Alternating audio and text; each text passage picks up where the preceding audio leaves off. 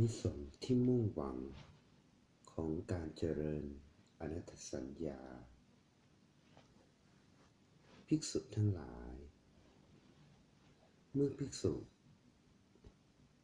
หวังอยู่ซึ่งอานิสงส์6ประการย่อมสมควรโดยแท้เพื่อจะเข้าไปตั้งไว้ซึ่งอนัตตสัญญาในธรรมทั้งปวงอย่างไม่จำกัดขอบเขต6ประการนั้นเป็นอย่างไรคือ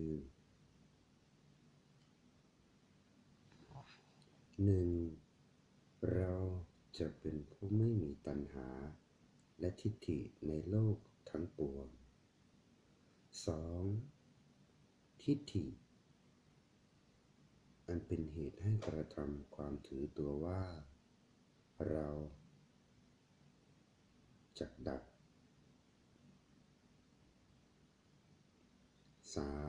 3. ตัณหาอันเป็นเหตุให้กระทำการยึดถือว่า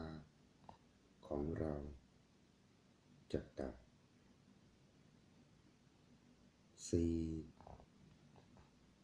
เราจะเป็นผู้ประกอบด้วยอสาธารณญาณความรู้อันไม่ทั่วไปแก่ปุถุชน 5.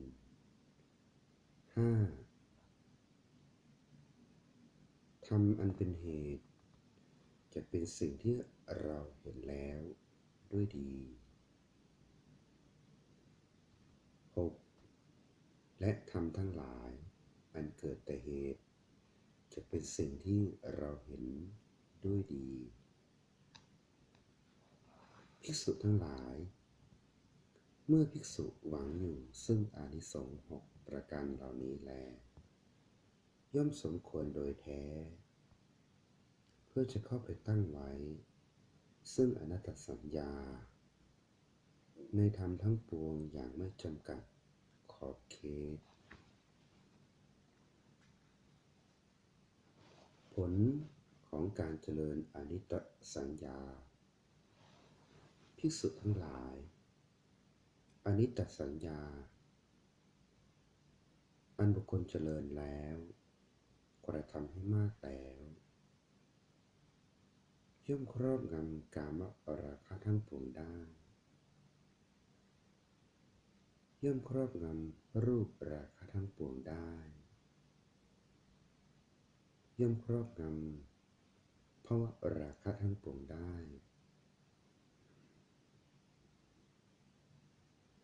ย่อมครอบงำอวิชชาทั้งปวงได้ย่อมถอนขึ้นซึ่ง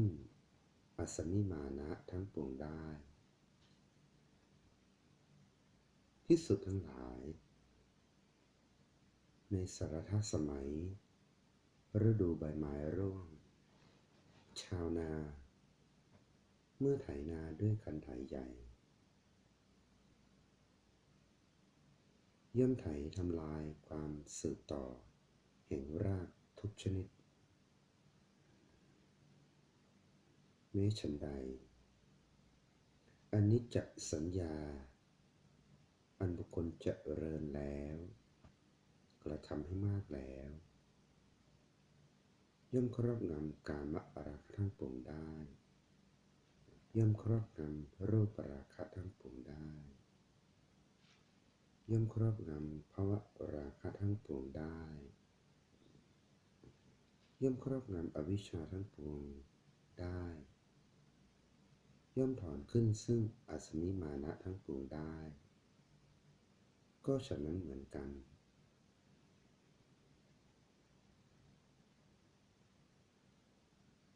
ภิกษุทั้งหลายคนเกี่ยวหญ้ามุงกระต่ายเกี่ยวหญ้ามุงกระต่ายแล้วจับปลายเขย่าฟาดสลัดออกแม้ฉันใดอนิจจสัญญาอันบุคคลเจริญแล้วก็ฉะนั้นเหมือนกัน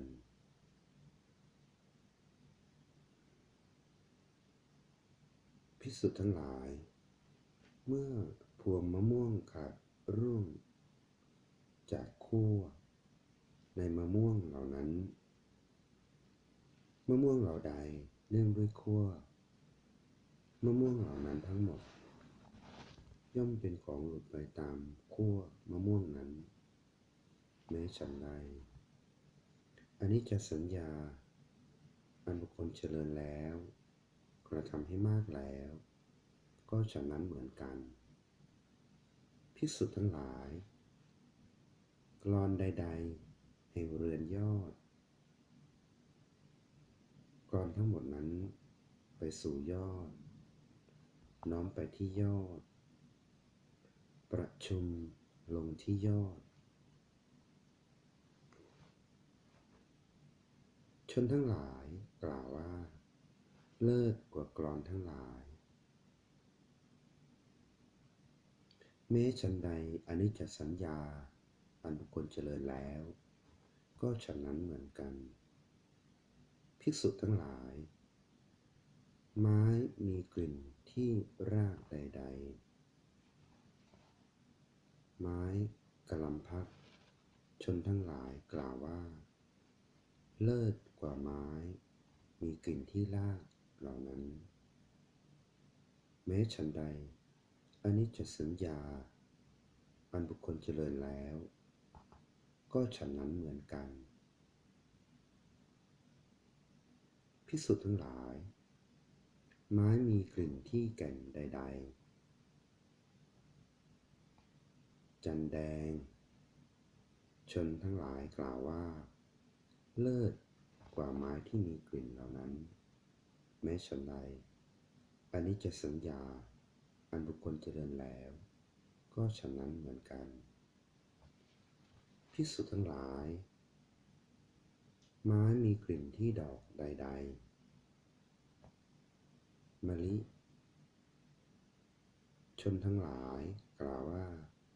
เลิศกว่าไม้มีกลิ่นที่ดอกเหล่านั้นแม้ฉันใดอันนี้จะสัญญาอันบุคคลเจริญแล้วก็ฉะนั้นเหมือนกันภิกษุทั้งหลายพระราชาผู้น้อยใดๆทั้งหมดนั้น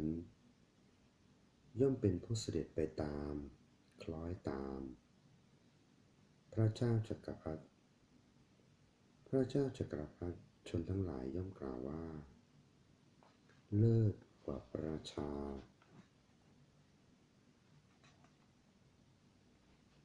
ผู้น้อยเหล่านั้น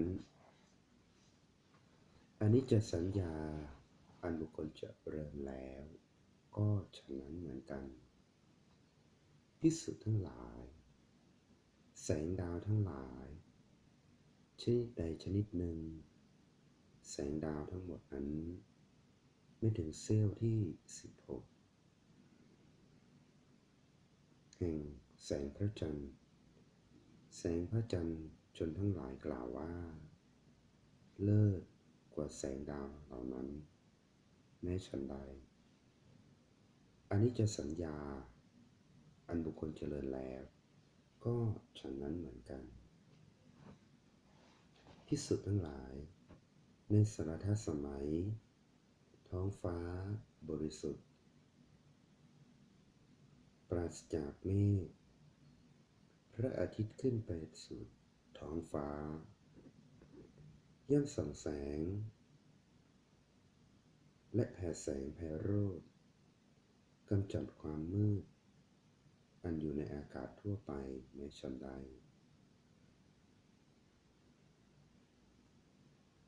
อันนี้จะสัญญา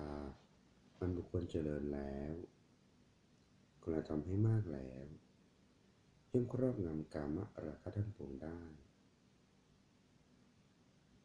ย่อมครอบงำรูปราคะทั้งปวงได้ย่อมครอบงำภวราคะทั้งปวงได้ย่อมครอบงำอวิชชาทั้งปวงได้ย่อมถอนขึ้นซึ่งอสมิมานะได้ทั้งหมดก็ฉะนั้นเหมือนกันภิกษุทั้งหลายก็อนิจจสัญญาอันบุคคลเจริญแล้วอย่างไรกระทำให้มากแล้วอย่างไร จึงครอบงำกามราคะทั้งปวงถอนขึ้นซึ่งอสมิมานะได้หมดอนิจจสัญญาอันบุคคลเจริญแล้วอย่างนี้กระทำให้มากแล้วอย่างนี้รูปดังนี้ความเกิดขึ้นแห่งรูปดังนี้ความดับแห่งรูปดังนี้เวทนาดังนี้สัญญาดังนี้สังขารดังนี้วิญญาณดังนี้ความเกิดขึ้นแห่งวิญญาณดังนี้ความดับแห่งวิญญาณดังนี้ย่อมครอบงำกามราคะทั้งปวงได้ถอนขึ้นซึ่งอสมิมานะได้ทั้งหมดภิกษุทั้งหลายอนิจจสัญญาอันบุคคลเจริญแล้วกระทำให้มากแล้วอย่างนี้แลย่อมครอบงำกามราคะทั้งปวงได้ย่อมครอบงำรูปราคะทั้งปวงได้ย่อมครอบงำภวราคะทั้งปวงได้ย่อมครอบงำอวิชชาทั้งปวงได้ย่อมถอนขึ้นซึ่งอสมิมานะได้หมด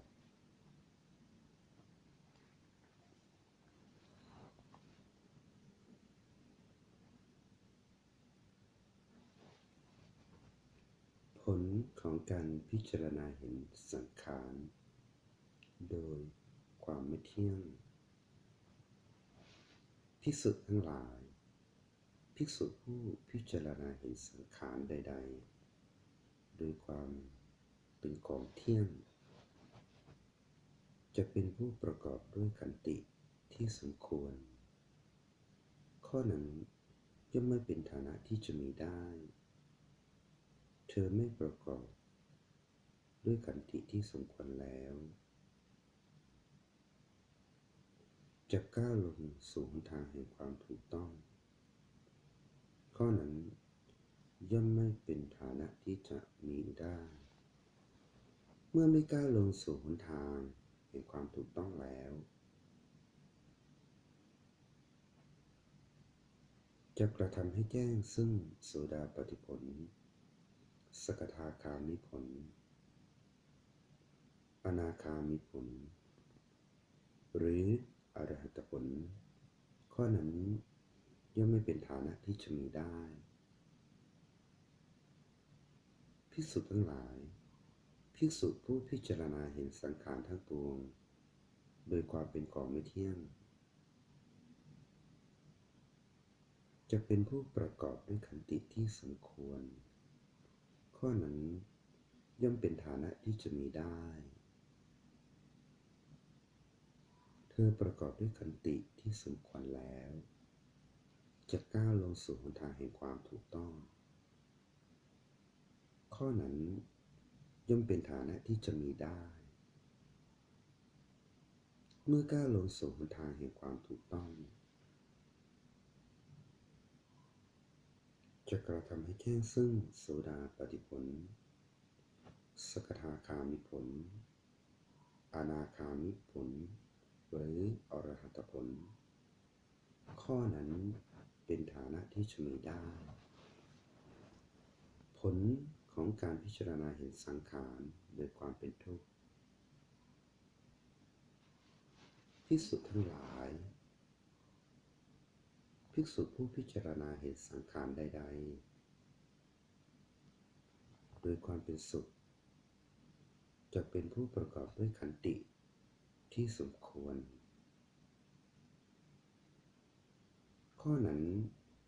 ย่อมไม่เป็นฐานะที่จะมีได้เธอไม่ประกอบด้วยขันติที่สมควรแล้ว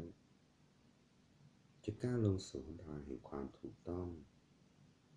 ข้อนั้นย่อมไม่เป็นฐานะที่จะมีได้เมื่อไม่ก้าวลงสู่หนทางแห่งความถูกต้องแล้วจะกระทำให้แจ้งซึ่งโสดาปัตติผลสกทาคามิผลอนาคามิผล หรืออรหัตผลข้อนั้นย่อมไม่เป็นฐานะที่จะมีได้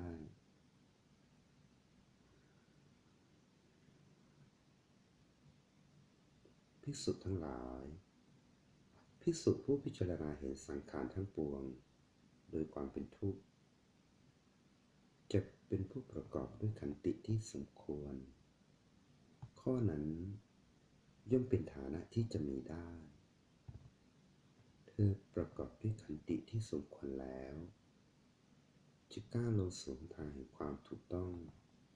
ข้อนั้นย่อมเป็นฐานะที่จะมีได้เมื่อก้าวลงสู่หนทางแห่งความถูกต้องแล้วจะกระทำให้แจ้งซึ่งโสดาปัตติผลสกทาคามิผลอนาคามิผล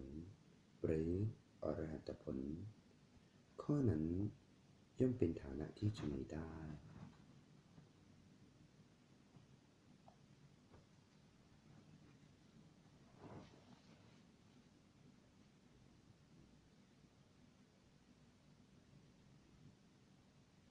ผลของการพิจารณาเห็นธรรมโดยความเป็นอนัตตาภิกษุทั้งหลายภิกษุผู้พิจารณาเห็นธรรมใดๆโดยความเป็นอัตตาจะเป็นผู้ประกอบด้วยขันติที่สมควรข้อนั้นย่อมไม่เป็นฐานะที่จะมีได้เธอไม่ประกอบด้วยขันติที่สมควรแล้วจะก้าวลงสู่ทางความถูกต้องข้อนั้นย่อมไม่เป็นฐานะที่จะมีได้เมื่อไม่ก้าวลงสู่หนทางแห่งความถูกต้องแล้วจะกระทำให้แจ้งซึ่งโสดาปัตติผลสกทาคามิผลอนาคามิผลหรืออรหัตผลข้อนั้นย่อมไม่เป็นฐานะที่จะมีได้ภิกษุทั้งหลายภิกษุผู้พิจารณาเห็นธรรมทั้งปวงโดยความเป็นอนัตตาจะเป็นผู้ประกอบด้วยขันติที่สมควรข้อนั้นย่อมเป็นฐานะที่จะมีได้เธอประกอบด้วยขันติที่สมควรแล้ว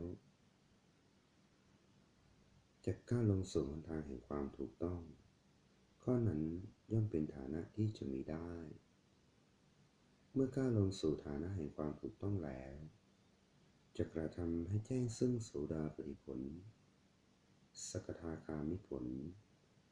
อนาคามิผลหรืออรหัตผล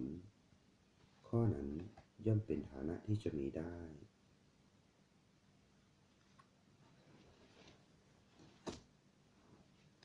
อันผลของการพิจารณาเห็นนิพพานโดยความเป็นสุขภิกษุทั้งหลายภิกษุผู้พิจารณาเห็นนิพพานโดยความเป็นทุกข์จะเป็นผู้ประกอบด้วยขันติที่สมควรข้อนั้นย่อมไม่เป็นฐานะที่จะมีได้เธอไม่ประกอบด้วยขันติที่สมควรแล้วจะก้าวลงสู่หนทางแห่งความถูกต้องข้อนั้นย่อมไม่เป็นฐานะที่จะมีได้เมื่อไม่ก้าวลงสู่หนทางแห่งความถูกต้องแล้วจะกระทำให้แจ้งซึ่งโสดาปัตติผลสกทาคามิผลอนาคามิผลหรืออรหัตผลข้อนั้นย่อมไม่เป็นฐานะที่จะมีได้ภิกษุทั้งหลายภิกษุผู้พิจารณาเห็นนิพพานโดยความเป็นสุขจะเป็นผู้ประกอบด้วยขันติที่สมควรข้อนั้นย่อมเป็นฐานะที่จะมีได้เธอประกอบด้วยขันติที่สมควรแล้วจะก้าวลงสู่หนทางแห่งความถูกต้องข้อนั้นย่อมเป็นฐานะที่จะมีได้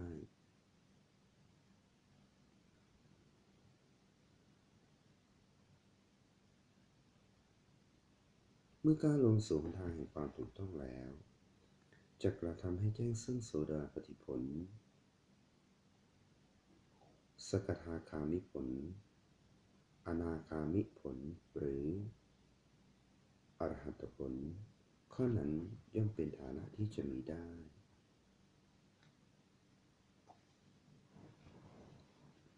การเห็นเพื่อละสังโยชน์ข้าแต่พระองค์ผู้เจริญเมื่อบุคคลรู้อยู่อย่างไรเห็นอยู่อย่างไร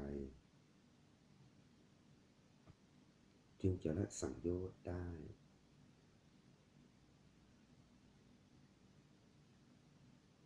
ภิกษุเมื่อบุคคลรู้อยู่เห็นอยู่ซึ่งตาโดยความเป็นของไม่เที่ยงย่อมละสังโยชน์ได้เมื่อบุคคลรู้อยู่เห็นอยู่ซึ่งรูปทั้งหลาย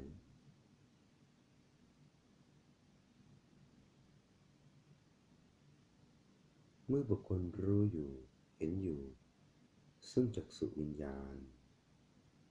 เมื่อบุคคลรู้อยู่เห็นอยู่ซึ่งจักษุสัมผัสเมื่อบุคคลรู้อยู่เห็นอยู่ซึ่งสุขเวทนาทุกขเวทนาหรืออทุกขมสุขเวทนาที่เกิดขึ้นเพราะจักษุสัมผัสเป็นปัจจัยโดยความเป็นของไม่เที่ยงย่อมละสังโยชน์ได้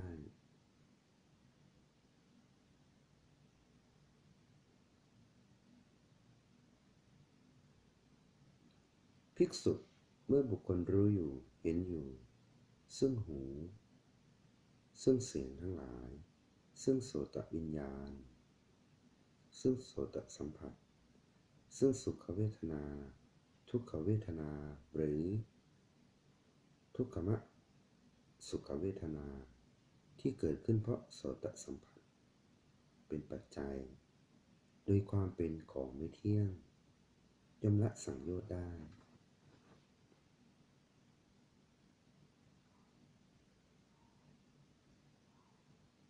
ภิกษุเมื่อบุคคลรู้อยู่เห็นอยู่ซึ่งจมูกซึ่งกลิ่นทั้งหลายซึ่งฆานวิญญาณซึ่งฆานสัมผัสซึ่งสุขเวทนาทุกขเวทนาหรืออทุกขมสุขเวทนาที่เกิดขึ้นเพราะฆานสัมผัสเป็นปัจจัยโดยความเป็นของไม่เที่ยงย่อมละสังโยชน์ได้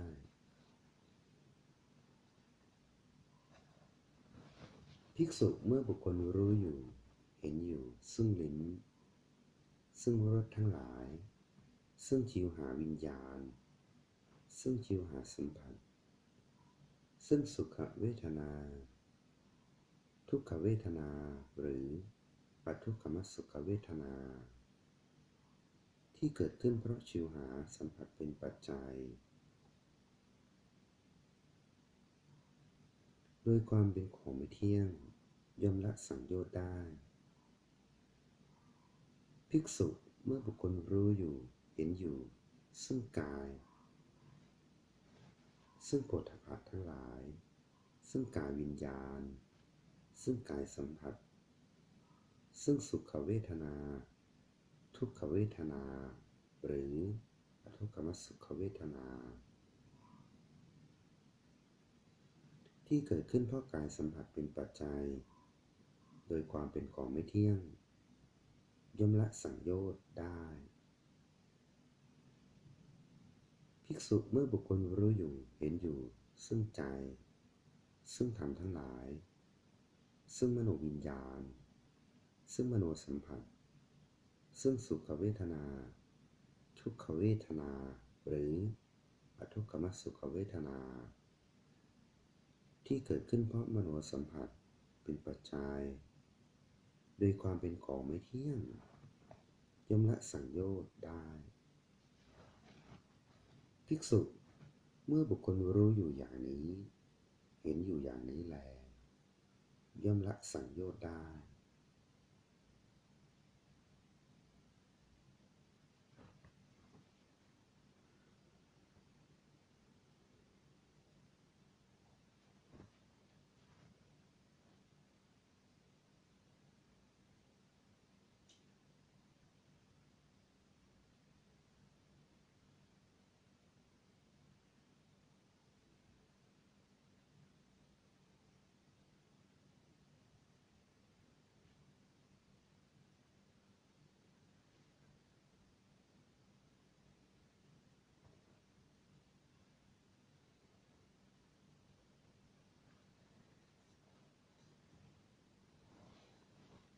การเห็นเพื่อละอนุสัยข้าแต่พระองค์ผู้เจริญเมื่อบุคคลรู้อยู่อย่างไรเห็นอยู่อย่างไรจึงจะละอนุสัยได้ภิกษุเมื่อบุคคลรู้อยู่เห็นอยู่ซึ่งตาโดยความเป็นของไม่เที่ยงย่อมละอนุสัยได้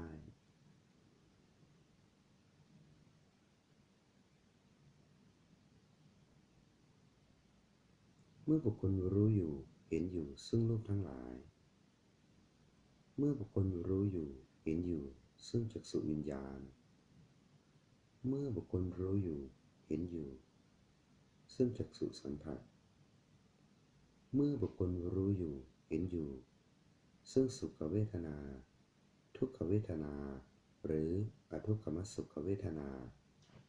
ที่เกิดขึ้นเพราะจักษุสัมผัสเป็นปัจจัยโดยความเป็นของไม่เที่ยงย่อมละอนุสัยได้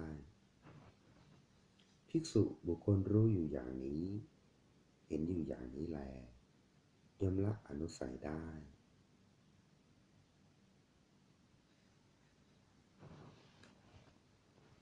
การเห็นเพื่อละอาสวะข้าแต่พระองค์ผู้เจริญเมื่อบุคคลรู้อยู่อย่างไร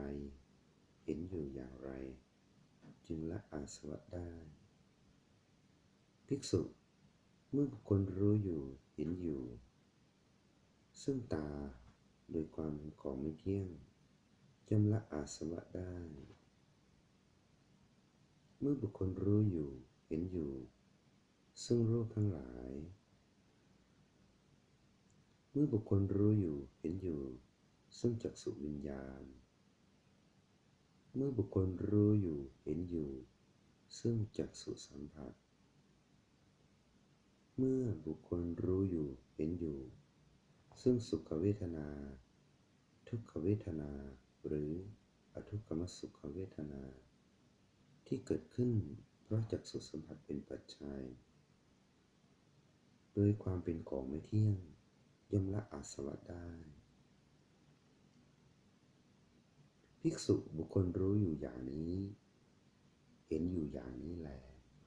ย่อมละอาสวะได้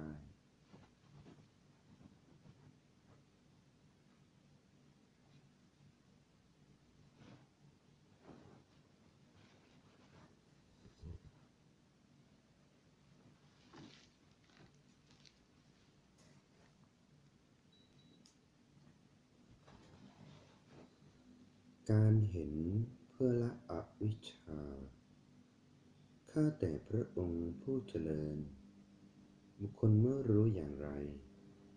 เห็นอยู่อย่างไรจึงละอวิชชาได้วิชชาจึงจะเกิดขึ้นพระเจ้าค่ะภิกษุเมื่อบุคคลรู้อยู่เห็นอยู่ซึ่งตาโดยความเป็นของไม่เที่ยงย่อมละอวิชชาได้วิชชาย่อมเกิดขึ้นเมื่อบุคคลรู้อยู่เห็นอยู่ซึ่งรูปทั้งหลายเมื่อบุคคลรู้อยู่เห็นอยู่ซึ่งจักษุวิญญาณเมื่อบุคคลรู้อยู่เห็นอยู่ซึ่งจักษุสัมผัสเมื่อบุคคลรู้อยู่เห็นอยู่ซึ่งสุขเวทนาทุกขเวทนาหรืออทุกขมสุขเวทนาที่เกิดขึ้นเพราะจักษุสัมผัสเป็นปัจจัยโดยความเป็นของไม่เที่ยงย่อมละอวิชชาได้วิชชาย่อมเกิดขึ้นภิกษุเมื่อบุคคลรู้อยู่อย่างนี้เห็นอยู่อย่างนี้แลย่อมละอวิชชาได้วิชชาย่อมเกิดขึ้น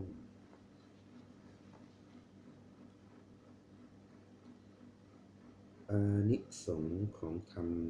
หนึ่งประการนัยยะที่หนึ่งภิกษุทั้งหลายเมื่อทำข้อหนึ่งบุคคลเจริญแล้วกระทำให้มากแล้วย่อมเป็นไปเพื่อ พื่อทำโสดาปัตติผลให้แจ้งย่อมเป็นไปเพื่อทำสกทาคามิผลให้แจ้งย่อมเป็นไปเพื่อทำอนาคามิผลให้แจ้ง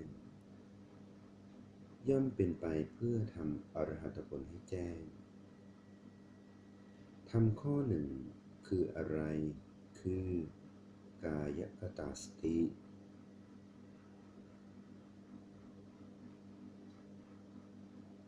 ภิกษุทั้งหลายธรรมข้อหนึ่งนี้แล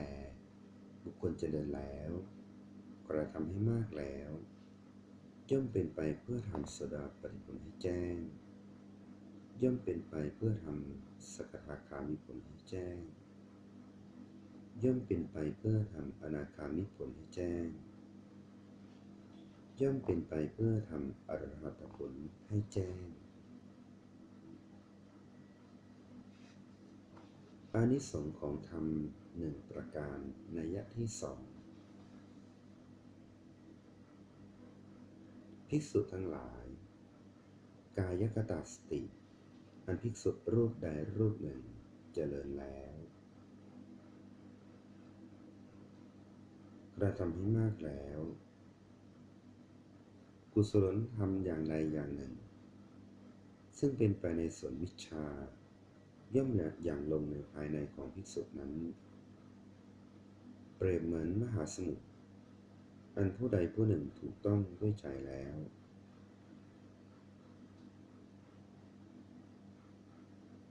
แม่น้ำน้อยสายใดสายหนึ่งซึ่งไหลไปสู่มหาสมุทรย่อมอย่างลงในภายในของผู้นั้นฉะนั้น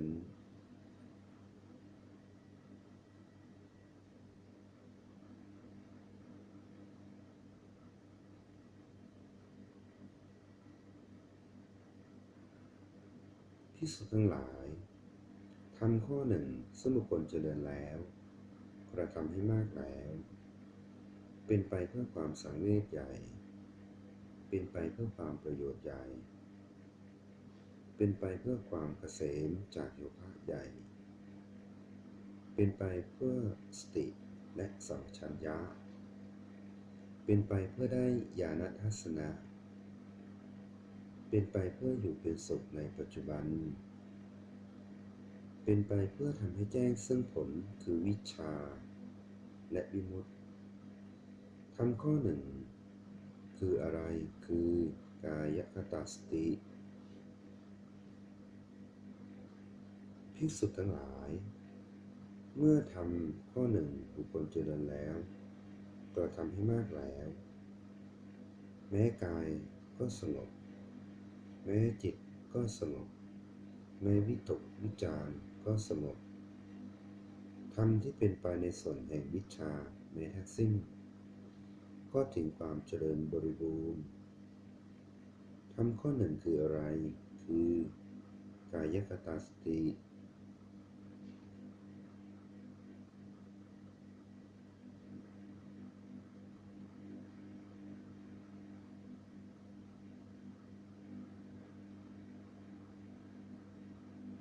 ภิกษุทั้งหลายเมื่อทำข้อหนึ่งบุคคลเจริญแล้วกระทำให้มากแล้ว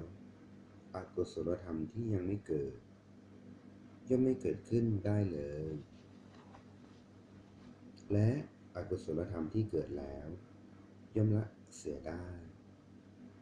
ธรรมข้อหนึ่งคืออะไรคือกายคตาสติภิกษุทั้งหลายเมื่อทำข้อหนึ่งบุคคลเจริญแล้วกระทำให้มากแล้วกุศลธรรมที่ยังไม่เกิดย่อมเกิดขึ้นและกุศลธรรมที่เกิดขึ้นแล้วย่อมเป็นไปเพื่อความเจริญไพบูลย์ยิ่ง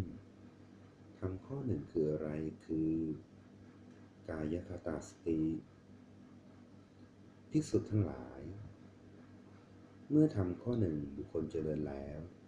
กระทำให้มากแล้วย่อมละอวิชชาเสียได้วิชชาย่อมเกิดขึ้นย่อมละอัสมะนิมานะเสียได้อนุสัย ย่อมถึงความเพิกถอนย่อมละสังโยชน์เสียได้ทำข้อหนึ่งคืออะไรคือกายคตาสติภิกษุทั้งหลายเมื่อทำข้อหนึ่งบุคคลเจริญแล้วกระทำให้มากแล้วย่อมเป็นไปเพื่อความแตกฉานแห่งปัญญาย่อมเป็นไปเพื่ออนุปาทาปรินิพพานทำข้อหนึ่งคืออะไรคือกายคตาสติภิกษุทั้งหลายเมื่อทำข้อหนึ่งบุคคลเจริญแล้วกระทำให้มากแล้วย่อมมีการแทงตลอดธาตุมากหลายทำข้อหนึ่งคืออะไรคือกายคตาสติ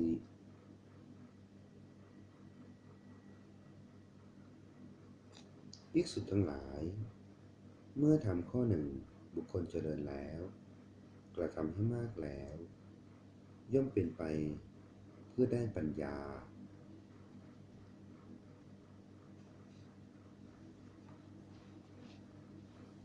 ย่อมเป็นไปเพื่อความเจริญแห่งปัญญาย่อมเป็นไปเพื่อความไพบูลย์แห่งปัญญาย่อมเป็นไปเพื่อความเป็นผู้มีปัญญาใหญ่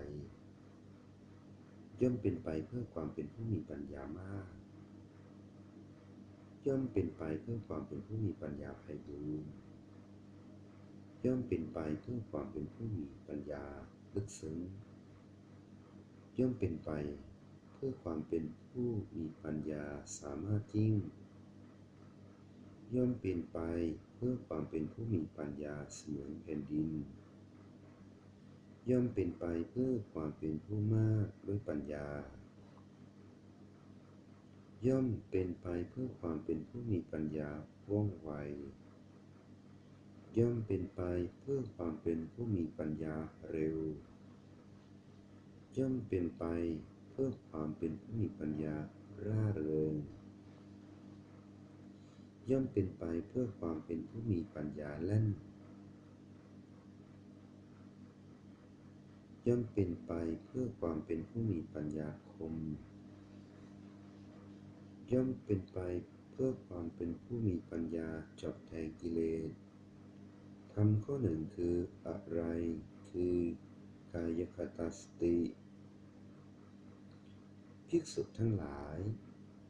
ทำข้อหนึ่งนี้แลบุคคลเจริญแล้วกระทำให้มากแล้วย่อมเป็นไปเพื่อได้ปัญญาย่อมเป็นไปเพื่อความเป็นผู้มีปัญญาเจาะแทงกิเลส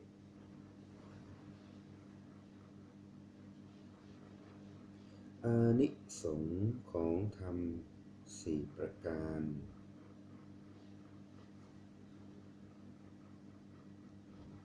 ภิกษุทั้งหลายธรรม4ประการเหล่านี้อันบุคคลเจริญแล้วกระทำให้มากแล้วย่อมเป็นไปเพื่อกระทำให้แจ้งซึ่งโสดาปัตติผล4ประการเป็นอย่างไรคือ 1. การคบสัตตบุรุษ 2. การฟังสัตธรรม 3. การกระทำไว้ในใจโดยแยกคาย 4. การปฏิบัติธรรมสมควรแก่ธรรม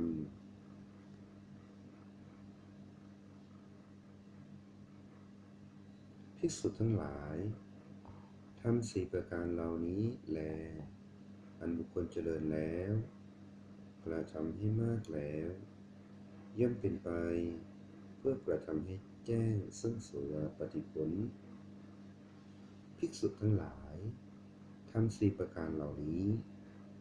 อันบุคคลเจริญแล้วกระทำให้มากแล้วย่อมเป็นไปเพื่อกระทำให้แจ้งซึ่งสักทาคามิผล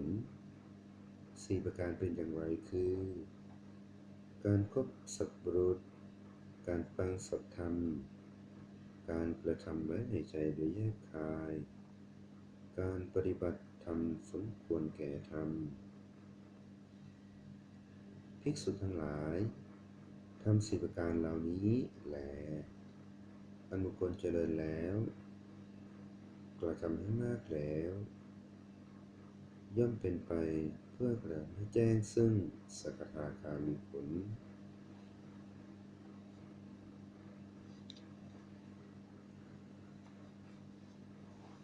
ภิกษุทั้งหลายทำ4ประการเหล่านี้อันบุคคลเจริญแล้วกระทำให้มากแล้วย่อมเป็นไปเพื่อกระทำให้แจ้งซึ่งอนาคามิผล4ประการเป็นอย่างไรคือการคบสัตว์รูปการฟังสัตธรรมการกระทำไว้ในใจโดยแยกคายการปฏิบัติธรรมสมควรแก่ธรรมภิกษุทั้งหลายทำ4ประการเหล่านี้แลอันบุคคลเจริญแล้วกระทำให้มากแล้วย่อมเป็นไปเพื่อกระทำให้แจ้งซึ่งอนาคามิผลภิกษุทั้งหลายทำ4ประการเหล่านี้อันบุคคลเจริญแล้วกระทำให้มากแล้วย่อมเป็นไปเพื่อกระทำให้แจ้งซึ่งอรหัตผล4ประการเป็นอย่างไรคือการคบสัตว์บุรุษการฟังสัตธรรมการกระทำไว้ในใจโดยแยกคายการปฏิบัติธรรมสมควรแก่ธรรมภิกษุทั้งหลายทำ4ประการเหล่านี้แลอันบุคคลเจริญแล้วกระทำให้มากแล้วย่อมเป็นไปเพื่อทำให้แจ้งซึ่งอรหัตผลภิกษุทั้งหลายทำทั้งหลาย4ประการเหล่านี้เป็นไปเพื่อได้เฉพาะซึ่งปัญญา4ประการเป็นอย่างไรคือการคบสัตว์บุรุษ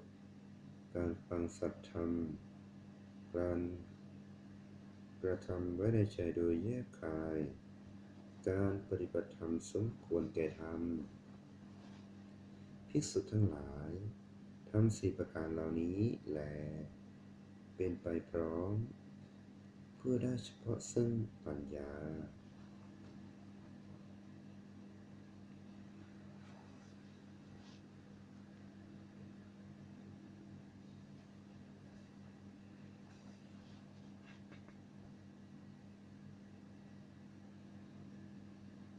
อานิสงส์ของธรรม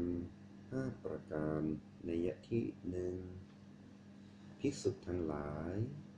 ภิกษุหรือภิกษุณีใดก็ตามเมื่อเจริญทำให้มากซึ่งธรรม5ประการเธอพึงหวังผลได้2อย่างอย่างใดอย่างหนึ่งคืออรหัตผลในปัจจุบันหรือเมื่อยังมีความยึดมั่นเหลืออยู่ก็จะเป็นอนาคามีธรรม5ประการเป็นอย่างไรคือภิกษุในธรรมวินัยนี้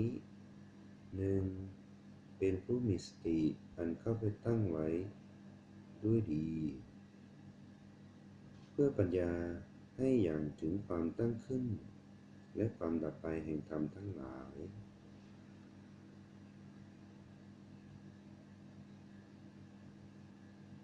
2. ย่อมพิจารณาเห็นว่าไม่งามในกาย 3. มีความสำคัญว่าเป็นของปฏิกูลในอาหาร 4. มีความสำคัญว่าไม่น่ายินดีในโลกทั้งปวง 5. พิจารณาเห็นว่าไม่เที่ยงในสังขารทั้งปวง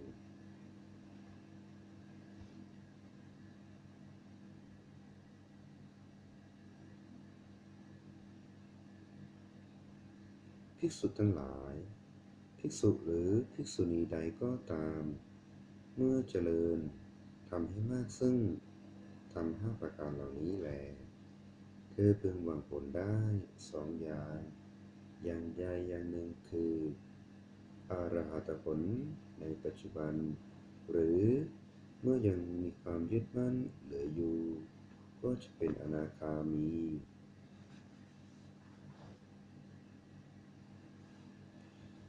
อานิสงส์ของธรรม5ประการนัยยะที่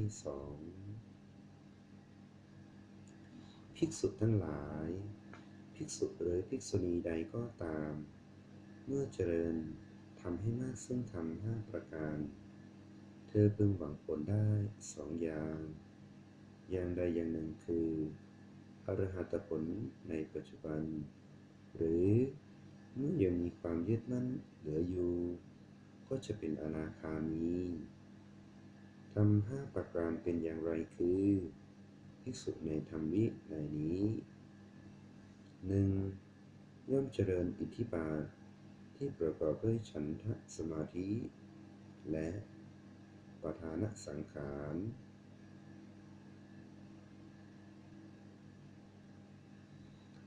2. ย่อมเจริญอิทธิบาทที่ประกอบด้วยวิริยะสมาธิและปทานสังขาร 3. ย่อมเจริญอิทธิบาทที่ประกอบด้วยจิตตสมาธิและปทานสังขาร 4. ย่อมเจริญอิทธิบาทที่ประกอบด้วยวิมังสาสมาธิและปทานสังขาร 5. ย่อมเจริญวิริยะอย่างยิ่งเป็นที่5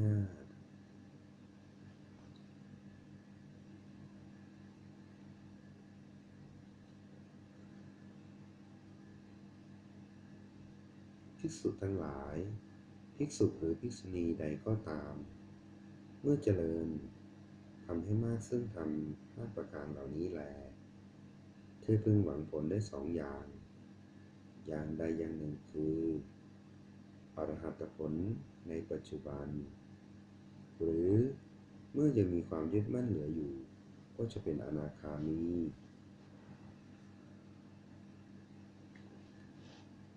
ละธรรม5อย่าง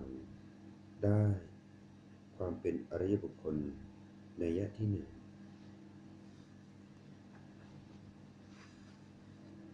ภิกษุทั้งหลาย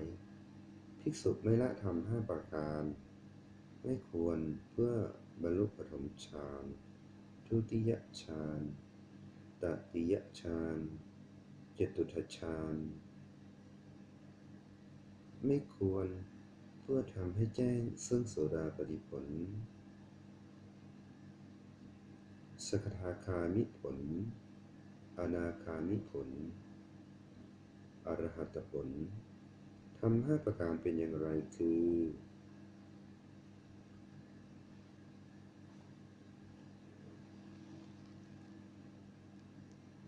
1. ความตรณีที่อยู่ 2. ความตรณีสกุล 3. ความตรณีลาภ 4. ความตรณีวรรณะ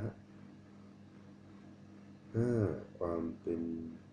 คนอกตัญญูกตเวที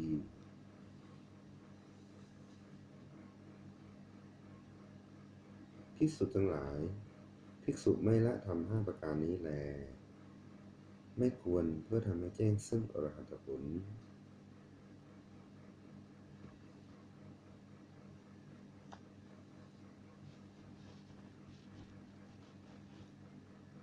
ภิกษุทั้งหลาย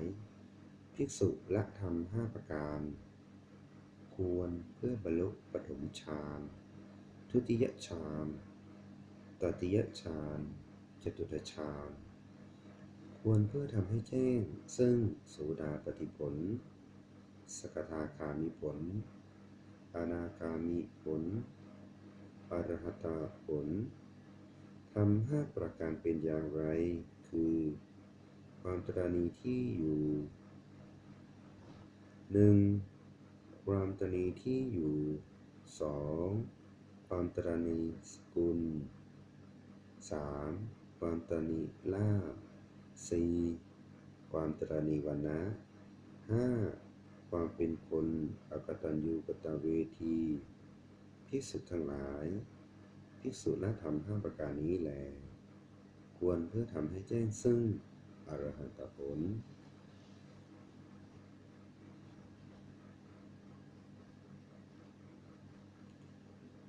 ละธรรม6อย่างได้อ นาคามิผล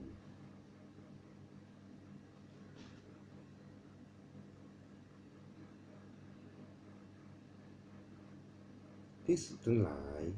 ภิกษุยังละธรรม6ประการไม่ได้แล้วย่อมไม่เป็นผู้ไม่ควรเพื่อทำให้แจ้งซึ่งอนาคามิผลธรรม6ประการเป็นอย่างไรคือความเป็นผู้ไม่มีศรัทธา2. ความเป็นผู้ไม่มีหริ 3. ความเป็นผู้ไม่มีโอตตัปปะ 4. ความเป็นผู้เกลียดค้าน 5. ความเป็นผู้เลอะเลือน 6. ความเป็นผู้มีปัญญาสามภิกษุทั้งหลายภิกษุยังละธรรม6ประการนี้ไม่ได้แล้วย่อมเป็นผู้ไม่ควรเพื่อทำให้แจ้งซึ่งอนาคามิผล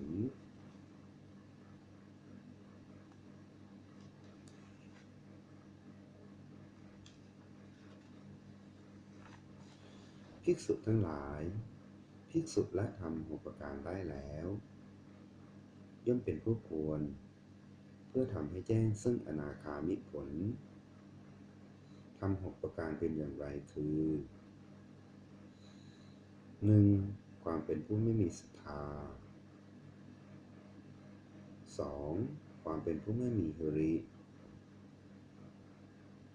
3. ความเป็นผู้ไม่มีโอตตัปปะ 4. ความเป็นผู้เกลียดค้าน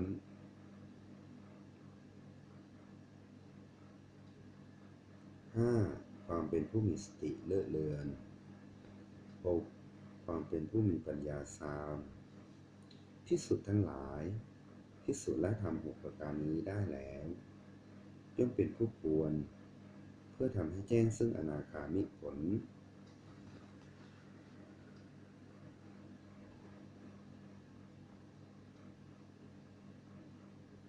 ละธรรม6อย่างได้อรหัตผลภิกษุทั้งหลายภิกษุยังละธรรม6ประการไม่ได้แล้วย่อมเป็นผู้ไม่ควรเพื่อทำให้แจ้งซึ่งอรหัตผล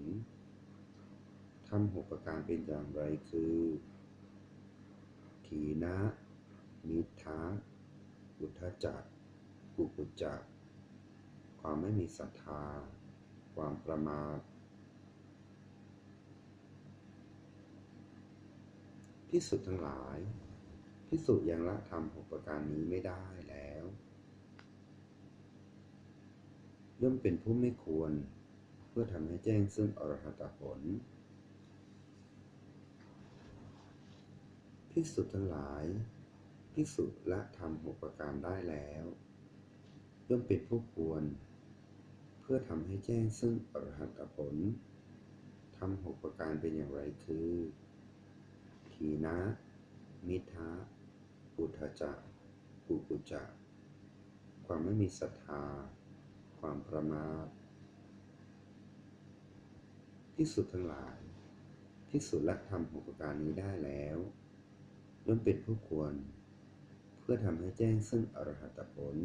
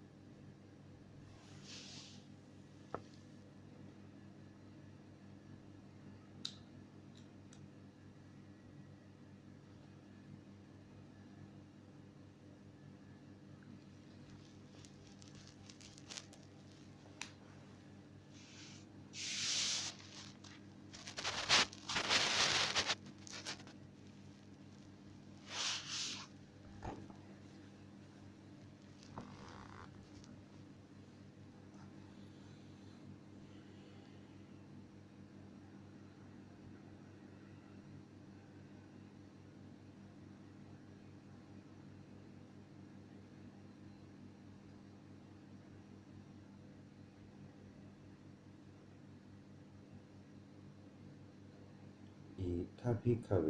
อริยสาวโกปฏิจจสมุปบาทันเยวะสาธิกังโยนิโสมนสิกโรติ